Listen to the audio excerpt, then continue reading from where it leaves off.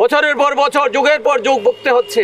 শিক্ষকতা করে জাতির কারিগর হিসাবে যাদেরকে আপনারা সম্বোধন করেন, এই জাতির কারিগর যারা শিক্ষক, তারা মাসের পর মাস, বছরের পর বছর শিক্ষকতা শেষে যখন তার মেয়েকে বিয়ে দেওয়ার ব্যবস্থা হয়, সেজন অসুস্থতা বোধ করে, সেজন দুরারোগ্য ব্যাধিতে ভোগে, তখন তার অর্থ পাওয়া যায় না। বছরের পর বছর, যুগের পর যুগ ভুগতে হচ্ছে। এটা একটা এই ধরনের অবস্থা থেকে বোঝা যায় আমরা কোন জায়গাটায় বসবাস করছি।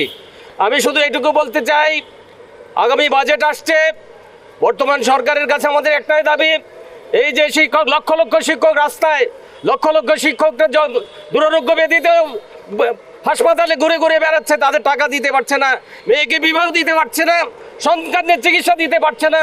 এই দুর্বিষহ অবস্থা থেকে বাঁচানোর জন্য অবিলম্বে আমাদের এই সরকার, আমাদের কল্যাণ দাস এবং অবসর সুবিধা বোর্ডে 2000 টাকা যে আমাদের শিক্ষামন্ত্রী বলেছে, এটা অতি তাড়াতাড়ি 2000 কোটি টাকা আমাদের দেওয়া হোক।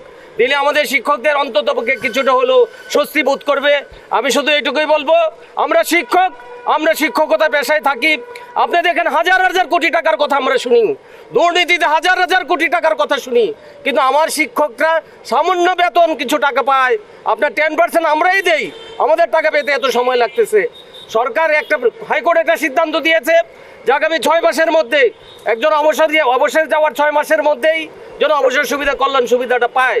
কিন্তু সরকার এটার বিরুদ্ধে আপনার হাইকোর্টে তারা রিট করছে আবারও।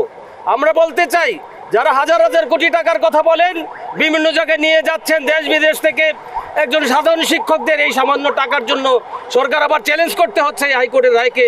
এটা আমাদের জন্য খুবই দুঃখজনক, খুবই মর্মদায়ক।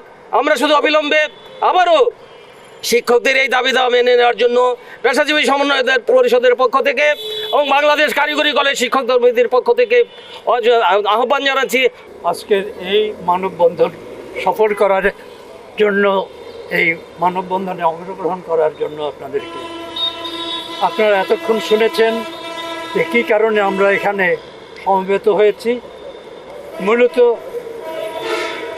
যে সমস্ত শিক্ষকরা জীবনের একটা সুন্দর সময় ব্যয় করেছেন শিক্ষকতা করতে, সেই শিক্ষকতা করে বিদায়ের পরে তার নিজের পাওনাটা তারা পাচ্ছেন না, সেই পাওনাটা যাতে তারা পেতে পারেন খুব তাড়াতাড়ি, সেই জন্য একটা মামলাও হয়েছে হাইকোর্টে।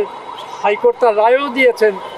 সেই রায় অনুযায়ী কাল বিলম্ব না করে, আর এটার আপিল টাপিল না করে অবিলম্বে এটাকে এই সমস্যার সমাধান করার জন্য আমি আজকের যে নির্বাচিত সরকার, তার কাছে বিনীত অনুরোধ জানাচ্ছি।